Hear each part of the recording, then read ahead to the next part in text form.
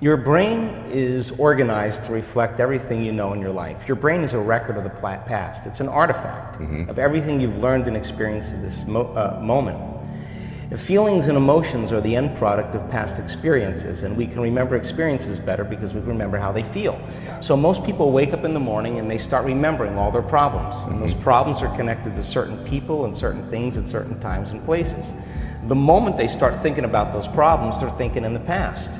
Those problems have an emotion associated with them, and the moment they start feeling those emotions, the body, as the unconscious mind, doesn't know the difference between an experience that's creating an emotion and the emotion the person's fabricating by thought alone. Now, thoughts are the language of the brain, and feelings are the language of the body. And how you think and how you feel creates your state of being. So most people's entire state of being, when they start their day, is already in the past. So you have a choice. The choice is you're either defined by a vision of the future or you're defined by the memories of the past.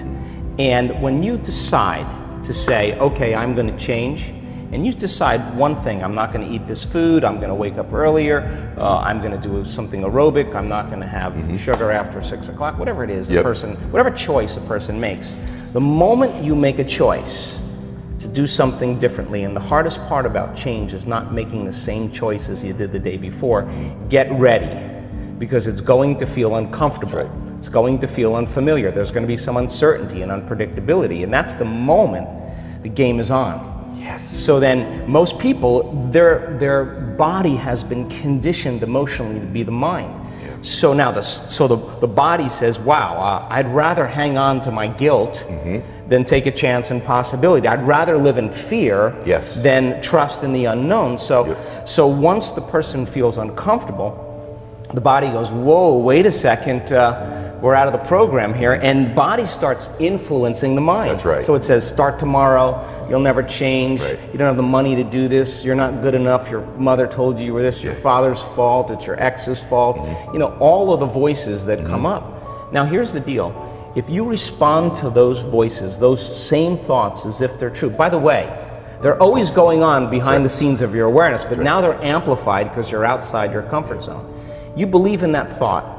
That thought's going to lead to the same choice, which is going to lead to the same behavior, which is going to create the same experience and produce the same emotion. And the person's going to say, this feels right. No, that feels familiar. Going from the old self to the new self is a neurological, it's a biological, it's a chemical, it's a hormonal, it's a genetic death of the old self.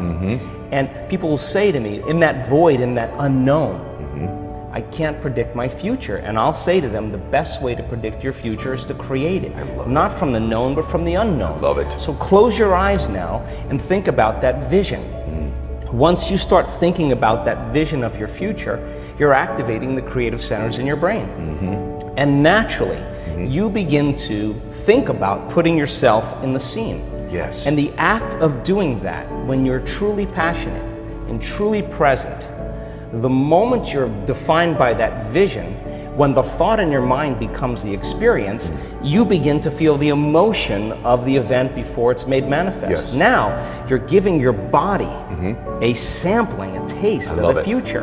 And now, if a thought and a feeling create a new state of being, you're combining a clear intention with an elevated emotion, and now you're beginning to change your biology, and you're seeing a whole new landscape that you could never see before because you're no longer viewing your future through the lens of the past. I love this. Now, this requires then something really specific, because most people will wait for their wealth to feel abundance. They'll wait for their success to feel empowered. They'll wait for their new relationship to feel loved. They'll get all these things when. Yes. So think about that. The absence of getting those things causes people to live in lack their entire life. That's right. And so they're waiting for something outside of them to change how they feel inside of them. And if they're not creating a new life, then they're not applying the proper principles, then they keep all their manifestations, all their dreams at arm's length.